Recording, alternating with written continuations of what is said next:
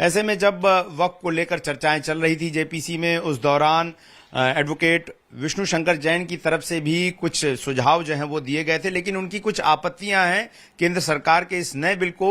वो क्या हैं, हम उन्हीं से समझते हैं। विष्णु जी, आप चूंकि इन सभी मामलों में लंबे समय से काम करते आ रहे हैं, वक्फ एक ऐसा कानून है जो सिर्फ मुसलमानों से ज्यादा बाकी धर्मों के जमीन और संपत्तियों के लिए भी एक कहीं ना कहीं खतरा बनता रहा है। आपकी क्या आपत्तियां हैं जो सरकार ने कानून पास करने जा रही है, जो बिल पास करने जा रही है? देखिए, सबसे पहली बात है, जब जो वक्फ अमेंडमेंट बिल जब आया तो मुझे ऐसा लगा कि एक पहल है जहां पे ये जो ड्रैकोनियन कानून है उसमें एक काफी आमूलचूल परिवर्तन किया जाएगा और काफी ड्रैकोनियन प्रोविजंस हटाए जाएंगे। पर जब हम जेपीसी में गए और जेपीसी में हमने जो सुझाव दिए, मैं आपको बताना चाहता हूं वो सारे सुझाव नजरअंदाज कर दिए गए हैं। और वो सुझाव क्या आते हैं, सबसे बेसिक बात आपको बता रहा हूं, सेक्शन 6 का जो सर्वे होता है उसमें जो पर्सन एग्रीव्ड है उसको नहीं चेंज किया गया। उसका एक बहुत बड़ा महत्व है, वो मैंने जेपीसी के सामने रखा था कि पर्सन एग्रीव्ड की परिभाषा में समग्र समाज आता है, जो नॉन मुस्लिम है वो भी उस परिभाषा में आता है, उसको आपने चेंज नहीं किया। आपने ये बात नहीं लिखी कि वक्फ अमेंडमेंट बिल जो है वो बाकी संपत्तियों पे, नॉन मुस्लिम्स की संपत्ति पे, एएसआई की संपत्ति पे, ट्रस्ट की संपत्ति पे, सोसाइटी की संपत्ति पे लागू नहीं होगा। इसके बाद सबसे इंपॉर्टेंट बात है सेक्शन 28, जो ये कहता है कि वक्फ कोई कानून है कि वो एडमिनिस्ट्रेशन को बताएगा कि उनको क्या काम करना है। ये एकदम घोर अनकॉन्स्टिट्यूशनल प्रोविजन है सेक्शन 28, उसको आपने चेंज नहीं किया। सेक्शन 36, सेक्शन 41, इन सबको चेंज नहीं किया गया। सेक्शन 54 जिसमें वक्फ को अधिकार है इंक्रोचमेंट हटाने का, उसको चेंज नहीं किया गया। जो पब्लिक सर्वेंट का दर्जा दिया गया उसको चेंज नहीं किया गया। जो टैक्स पेयर के मनी से सर्वे होना है इसको चेंज नहीं किया गया। वक्फ ट्राइब्यूनल को खत्म नहीं किया गया। और इन सारी बातों में जो सबसे इंपॉर्टेंट बात है कि जो आज तक वक्फ के अंदर गलत तरह से प्रॉपर्टी चली गई है, गलत घोषित हो गई और जहां पे वक्फ ने गलत कब्जा कर लिया है, उसको वापस लेने का कोई मैकेनिज्म, कोई फुल प्रूफ प्लान इस अमेंडमेंट बिल में नहीं है। और उसका हमने फुल प्रूफ प्लान पूरा एक लेजिस्लेटिव ड्राफ्टिंग करके, लेजिस्लेटिव एक्सरसाइज करके जेपीसी के सामने रखा था, पर उसको भी टोटली नजरअंदाज कर दिया गया है। तो मेरा ऐसा मानना है कि ये जो वक्फ अमेंडमेंट बिल है ये सिर्फ 20%, 30% प्रॉब्लम ही सॉल्व करेगा, पर 70% प्रॉब्लम वहीं की वहीं रह जाएगी। ये बताइए कि बहुत सारे हिंदू रिलीजियस एंडाउमेंट्स हैं, मठ हैं जो कि चले आ रहे हैं, और वहां पर भी हम देखते हैं कि कई बार मंदिरों का मामला आया कि जिसको वक्फ ने कहा तो हमारी प्रॉपर्टी, जबकि 1000 साल पुराना मंदिर है। इस तरह के मामलों का कोई समाधान निकल रहा है इस कानून से कि नहीं? मैंने यही बताया आपको कि हमने सुझाव दिया था कि हिंदू रिलीजियस एंडाउमेंट पे जो सोसाइटी के रूप में दर्ज है या ट्रस्ट के रूप में दर्ज है या किसी भी नॉन मुस्लिम की संपत्ति को वक्फ अपनी संपत्ति घोषित ना करे, ऐसा कोई फुल प्रूफ इसमें प्रावधान नहीं है। उसके अलावा जो पावर्स दी गई है कलेक्टर को, वो सब मुझे लगता है कि वो कभी भी सही काम नहीं हो सकता है। क्योंकि अगर वेस्ट बंगाल में आप देखेंगे तो आपको क्या लगता है कि वक्फ के तहत जो संपत्ति है क्या वेस्ट बंगाल में वापस आ पाएगी, क्या तमिलनाडु में वापस आ पाएगी?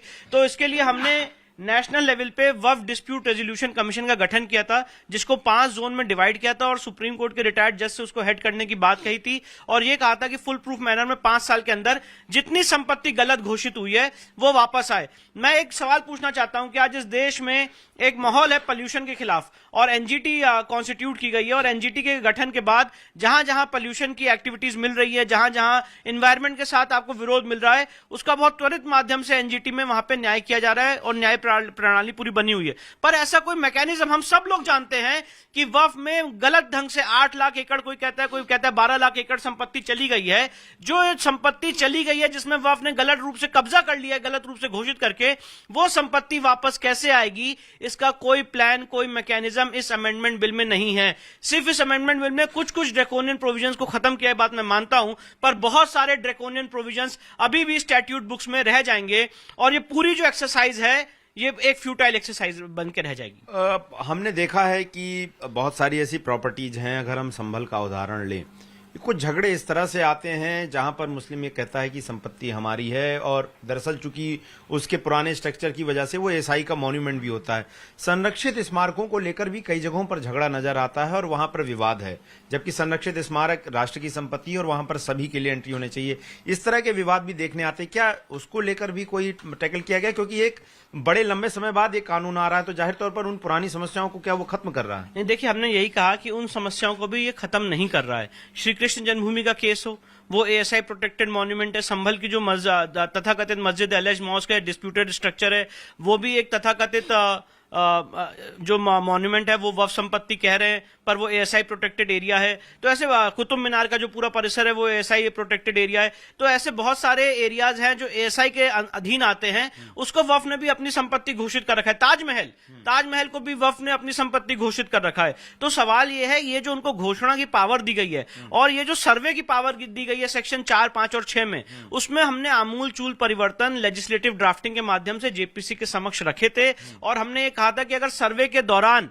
ऐसा प्रतीत होता है कि वहीं पे अगर डिस्प्यूट अराइज हो जाता है कि आप ये सर्वे नहीं कर सकते हैं इस संपत्ति का, क्योंकि नॉन मुस्लिम की संपत्ति है या एएसआई की संपत्ति है या ट्रस्ट की या सोसाइटी की संपत्ति है, तो वो मामला सिविल कोर्ट डिसाइड करेगी। पर इन सारे सजेशंस को भी जेपीसी ने पूरा नजरअंदाज कर दिया है, टोटल इग्नोर कर दिया है। तो मुझे ऐसा लगता है कि जो प्रेजेंट वफ अमेंडमेंट बिल है ये समस्याओं का समाधान नहीं कर रहा है और जो की इश्यूज हैं उनको एड्रेस नहीं कर रहा है। आखिरी में एक सवाल जो सबसे ज्यादा जिसको लेकर लोगों की चिंता होती थी कि एक शब्द आता था वक्फ बाय यूजर, कह दिया गया कि वक्फ बाय यूजर हो गया, दिया था किसी ने, वक्फ ने मान लिया, क्या वो समस्या हल हो रही है? वक्फ बाय यूजर को तो खत्म किया गया है, मैं ये बात कहना चाहता हूं, वक्फ बाय यूजर को खत्म किया गया है। पर प्रॉब्लम यह है कि जो वक्फ बाय यूजर आज तक घोषित हुआ और जिसमें कब्जा कर लिया वक्फ बाय यूजर बोल के, वो वापस कैसे आएगी? आप सही कह रहे हैं, मैं भी ये बात मानता हूं कि वक्फ बाय यूजर को इस अमेंडमेंट बिल ने खत्म किया है, पर जो वक्फ बाय यूजर के तहत गलत संपत्ति अर्जित कर ली, जिसमें कब्जा कर लिया, वो वापस कैसे आएगी ओरिजिनल ओनर के पास? चाहे वो सरकार हो, चाहे वो हिंदू समाज के लोग हो, चाहे वो किसी भी समाज के लोग हो। तो उसके लिए कोई प्लान नहीं है। कितने सिविल सूट फाइल किए जाएंगे, कितने दिन तक लड़ाई लड़ी जाएगी, 20 साल 30 साल। तो इसके लिए हमें जरूरत है एक मैकेनिज्म बनाने की, एक ट्राइब्यूनल बनाने की, कमीशन बनाने की, जो त्वरित माध्यम से 5 साल के एक डेडलाइन के अंदर उन सारी संपत्ति को हियरिंग देके, मैं ये नहीं कह रहा हूं सुनवाई ना करें, दोनों पक्षों को सुनने के बाद उसकी हियरिंग करके उसमें अपना ऑर्डर पास करें और फर्स्ट अपील सीधे सुप्रीम कोर्ट लाई करे। ये सारे हमने पूरा एक मैकेनिज्म बना के 48 पेज की पीपीटी और 1 पेज की सप्लीमेंट्री एफिडेविट जेपीसी के सामने दिया था, पर इन सबको टोटल इग्नोर कर दिया गया है। एक सवाल मैं पूछना चाहूंगा, प्लेसेज ऑफ वर्शिप एक्ट को लंबी बहस हुई, वहां पर जो दलील दी जाती है कि एक वर्ग ये चाहता है हिंदू की हिस्टोरिकल रॉन्ग्स को दूर करने की बातें ना कही जाएं, जो इतिहास में वो हो गया। अब दरअसल ये है कि वक्फ का झगड़ा शुरू होता है कि हम कहते हैं कि भाई मुगल आए, राज किए, हमारी संपत्तियां चली आ रही हैं। जब ये टाइमलाइन नहीं तय हो पाता तो जमीनों का विवाद भी और स्वामित्व भी नहीं दूर हो पाता। संवैधानिक देश में कब से ये चीजें मानी जाए कि जमीन का मालिकाना हक क्या माना जाए, क्या मुगलों के दौर से माना जाए, कब से माना जाए, ये कैसे हल होगा? कि ये नहीं हल होगा तो कैसे वक्फ की समस्याएं दूर होंगी? देखिए, सबसे इंपॉर्टेंट बात यह है, आपको ये समझना है कि इस देश में सबसे पहला जो वक्फ कानून आया वो 1913 में आया और उसके बाद आया वक्फ एक्ट 1923। वक्फ एक्ट 1923 को अगर आप उठा के देख लें तो ब्रिटिश सरकार उसको लाई थी, उस कानून को, और उस कानून को लाने का मंशा और प्रावधान इतना ही था कि जो भी वक्फ के रूप में संपत्ति दर्ज हो रही है वो डिस्ट्रिक्ट जज महोदय के सामने दर्ज की जाए, इतना ही प्रोविजन था। पर कालांतर में अलग अलग सरकारों ने अलग अलग कालखंड में उस कानून को अलग अलग पावर्स देते चले गए, ड्रैकोनियस पावर देते चले गए, और आज जब हम 2025 में खड़े हुए हैं तो जो वक्फ एक्ट 1995 जिसमें 2013 में अमेंडमेंट किया गया, उसको बहुत ज्यादा पावर्स दे दी गई। अब जो आपका सवाल है उस पर मैं आ जाता हूं। आप देखिए कितनी बड़ी विडंबना और कितना बड़ा डिस्क्रिमिनेशन है। प्लेसेस ऑफ वर्शिप एक्ट 1991 में आप हिंदू समाज के लोगों को कह रहे हैं कि अगर आपकी कोई मंदिर जो पूर्व में थी, जिसको आज मस्जिद में तब्दील किया जा चुका है, उसके लिए आप कोर्ट नहीं जा सकते, कोर्ट में लिटिगेशन भी नहीं लड़ सकते, और वहां पे टोटल एम्बार्गो, टोटल बार कर दिया गया है। और उसी समय 4 साल के अंतराल में एक सरकार एक दूसरा कानून लाती, वक्फ एक्ट 1995, जिसमें वक्फ बोर्ड को पावर दी गई संपत्ति घोषित करने की, वक्फ बोर्ड को पावर दी गई संपत्ति पे इंक्रोचमेंट हटाने की, और अगर उसके खिलाफ कोई एग्रीव्ड है तो वक्फ ट्राइब्यूनल जाए, फिर उसके बाद हाई कोर्ट जाए, सुप्रीम कोर्ट जाए। तो एक तरफ आपने एक समाज का पूरा दरवाजा बंद कर दिया कोर्ट में जाने का, न्यायालय में जाने का, और दूसरी तरफ दूसरे समाज को पावर दे दी घोषित भी करे और उसके बाद कोर्ट्स भी जाए। तो ये जो एक लेजिस्लेटिव डिस्क्रिमिनेशन है, ये जो कानून में ब्लेटेंट डिस्क्रिमिनेशन है, इसको अभी भी खत्म नहीं किया गया है। और प्लेसेस ऑफ वर्शिप एक्ट को 1991 को आपने बिल्कुल सही कहा, वक्फ एक्ट 1995 के दृष्टिकोण पे भी देखना चाहिए। और मैं एक बात और कहना चाहता हूं, जो आपने सवाल पूछा कि संपत्ति कहां से देखी जाएगी, तो सनातन शास्त्रिक नियम है कि अगर एक बार किसी जगह मंदिर की संरचना हो जाती है, स्थापना हो जाती है, तो समय के अंत तक मंदिर की रहती है। पर वक्फ के लिए आपको बताना पड़ेगा कि आपने कब उसको अपने जीवन काल में अर्जित की और कब आपने उसको चैरिटेबल पर्पस के लिए डोनेट किया। यह बात मैं मानता हूं कि इस्लामिक लॉ है कि once a Waqf always a वक्फ, पर आपको यह बताना पड़ेगा कि वो वक्फ वैलिड हुई कि नहीं हुई। इसकी स्क्रूटनी अभी तक नहीं हो पा रही है।